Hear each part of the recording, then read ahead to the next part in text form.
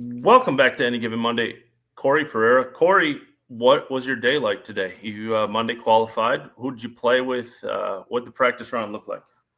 Yeah, it was a busy day. I left my house at about 6:45 this morning. Ended up getting here into Napa at about 9 o'clock a.m. and registered.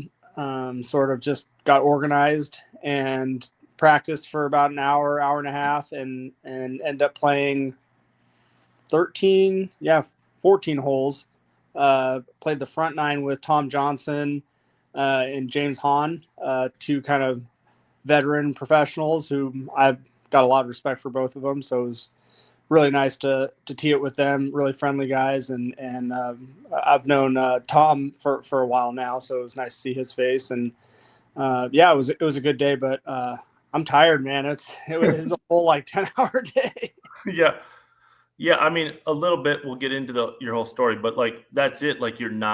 You haven't been on the grind, so mentally, obviously, a ton going on. So it's just kind of I assume that at least at the beginning of this week here, Corey, is manage your exhaustion from all the you want to go out there and play so many holes and get ready, but it's you just got to manage what you're doing here.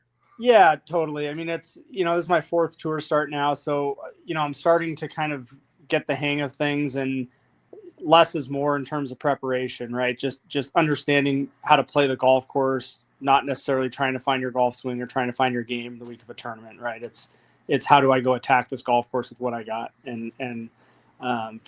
me, it's just getting some light work in and 9-ish holes a day. Today I played a few more because there's a Pro-Am tomorrow, but I really think less is more. Yeah. Corey, so we've talked about your wife passing away in June. You and I had a conversation after your Monday, and you just said you don't get too high and too low. What was today like? This is kind of the first, you're back in it. And I know Mondays don't happen a ton, but kind of a normal day in the pro golf life once you Monday. Can you make it normal yet, Corey? Ryan, to be honest, I've always been pretty decent at that. When I get out here on the golf course, this is something I've done for, 20 plus years, play tournament golf. And when I get out on the golf course, I am able to sort of disassociate a little bit from the stuff that's happening off the course, and not necessarily by choice. It's something that I've had to do for a few years now. And if I don't do that, then I just won't be able to have success. So it's kind of my only option. Mm-hmm.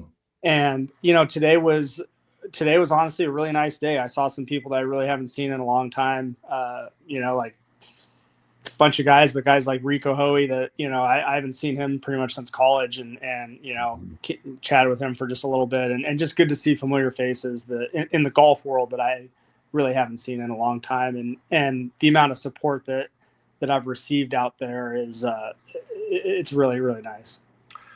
I mean, your in-laws sent me a message. I mean, I assume it's just so many people. And for those that don't know, Lee battled it for a long time. So you were out of in a little bit, but mostly out. So it's easy for guys who are out there full time to forget about you.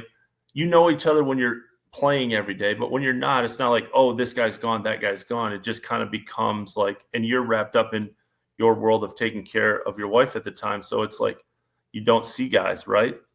Totally. We're living very, very different lives, and I'll say that even before Leah got diagnosed, when, I was playing, say, mini tours or even Korn Ferry, and, I have friends that are on the PGA Tour. It's, you're friends with these guys, but you can only say hey, good playing, man, so many times, and you're just not around people. You lose contact, and you do unfortunately lose some friendships. So it was great today to just see people and sort of rekindle past relationships. Yeah, and I assume that's part of the grieving process, right, Corey? Is trying your best to get back to normal. Hey, you're a pro golfer. You want to play well this week. It's nice to just go play a practice round. Totally. I think routine's been one of the big things for me that's been really important in the grieving process, right? And that even extends to today, right? Like I have my routine of how I treat tournament weeks, like what parts of my game I work on, how I approach practice rounds. Everyone has their process of how they want to get ready, and just sticking to that routine this week gave me some sort of sense of normalcy, and that does help. Let's talk about expectations, Corey. Like it is June when you told Colton Sleaze today and told me when we talked on the phone, like just didn't have energy to go out there and practice for a while. So is there like the fact is that even before that, you haven't been playing full time for a long time. So like you have to be, I assume, realistic, Corey, about what you're doing this week, right? So what do you consider a successful week? Do you measure it outside of score? Yeah, I do. Just because that, what I shoot this week is as far out of my control as it can get, really. Yeah. To me, I hope I can go out there and have a good control of my mind and really go compete well. And, for me, that just means if I can go stay focused for 4 hours and kind of roll with the punches. Look, like it's not an easy golf course. Haven't been playing a lot of golf.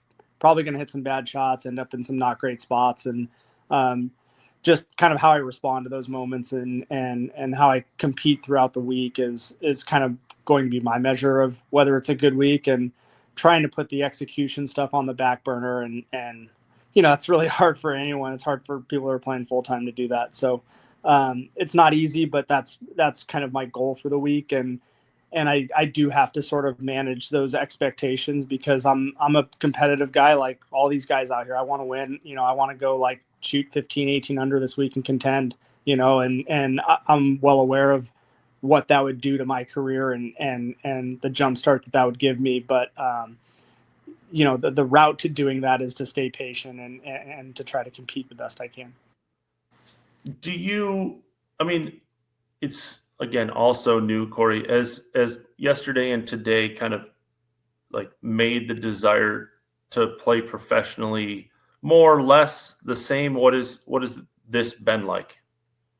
Yeah, more, it's just anytime that I've qualified for a tour event, you get out there and like, man, I really want to be out here more. Like it's just, I walk out there and I feel like I have the game when I'm practicing to go compete at this level. And it does make that fire burn a little brighter. And in a way that's kind of nice because that's something I've fought over the past couple months is the motivation, right? Like when something as traumatic as what happened to our family and what happened to Leah happens, you question sort of what purpose to follow. Right. And golf felt very insignificant for a long period of time for me. And it's in a sense nice to have a purpose and some motivation for that again.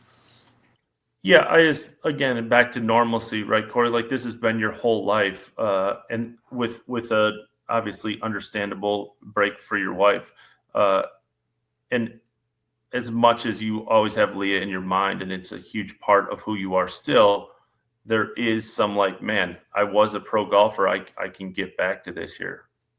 Yeah, absolutely. And I like my chances. Like I feel very confident that I can get back to that place. And, it's the past 3 years has been tough, man, because it's been a constant battle of, we get 3 months of remission here. And I'm like, okay, well, I can start going and playing again. Cause you're hoping that's a long-term thing. And then, cancer comes back and I'm just, it's just not realistic for me to continue. And Leah wanted me to play pro golf more than anyone. Right.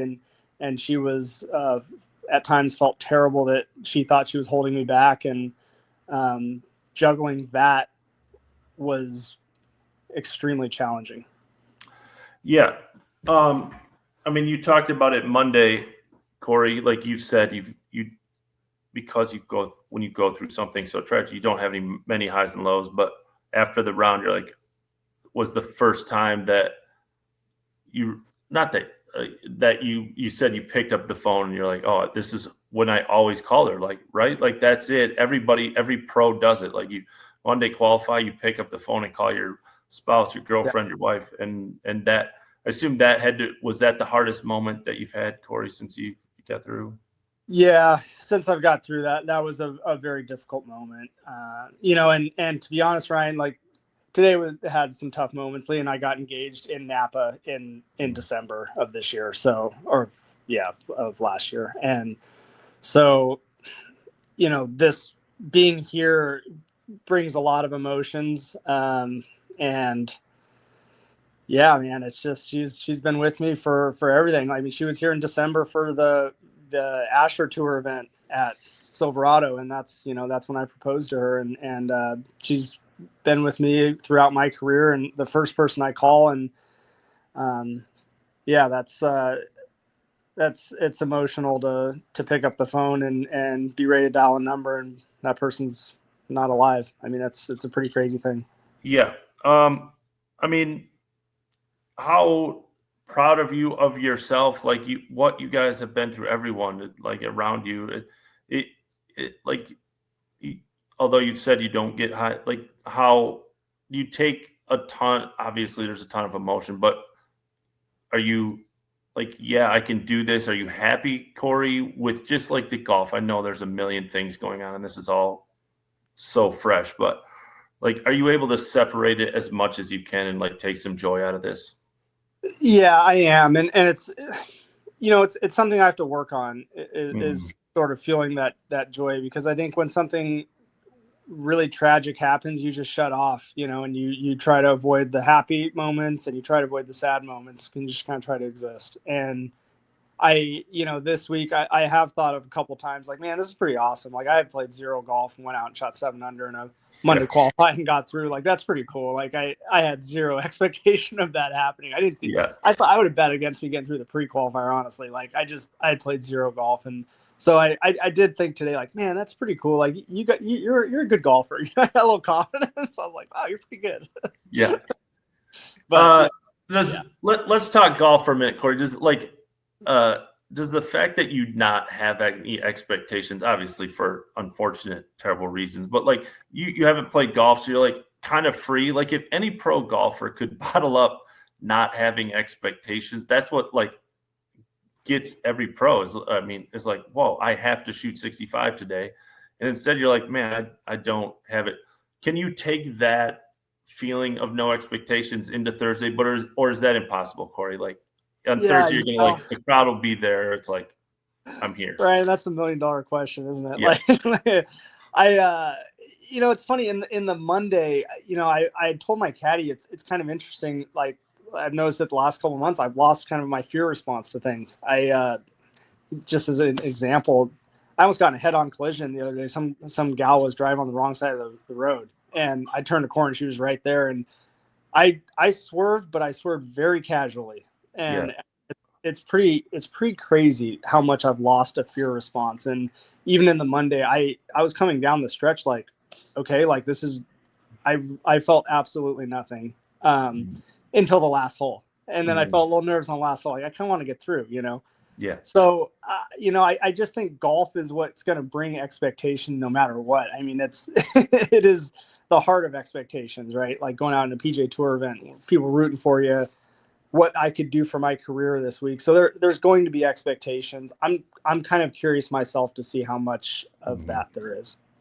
Has there been some level of making it even harder than it was because it's become a public story, Corey? Like, obviously it like adds to the memory of Leah, and you're able to talk about your wife and what she meant to you and all of those things. But like, having it on a public forum, is that harder or no? In a way, yes, and in a way, no. Actually, Leah and I had this conversation together when I qualified for the U.S. Open in 2023, and I told her, I was like, hey, if we tell people about this, it's public forever, and we have to be okay with that. And she wanted it to be that way. She wanted awareness for this type of cancer that's underfunded and kind of underlooked at, and she wanted that. And for me, it was one of those things like, look, I'm an open book. I'm not here to really hide anything. I am who I am, and I've been through what I've been through, and that's just is what it is. And it's harder because I'm constantly reminded of it.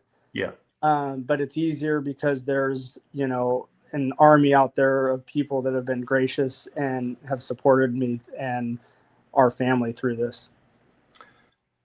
I mean, it's I don't know how this is not the story of the golf year, and I don't know, like, what you've picked up a lot of new fans, Corey. We put out your Venmo, and a bunch of people sent you some money, and I can't thank you enough for sharing your story with us. It is like there's people going through this out there, and I'm sure you're bringing some levity to their life and what they're going through. So I appreciate you sharing it and being open. And I mean, man, I wish you the best this week. No matter what happens, I hope you enjoy it. Yeah, thanks, Ryan. I really appreciate the sort of the platform to kind of spread the awareness of this and to share my story. So it's it's great being on here and just have a tremendous amount of empathy for everyone who's going through anything similar. Awesome. Thanks, man. Go play well. Thanks, Ryan. Appreciate it.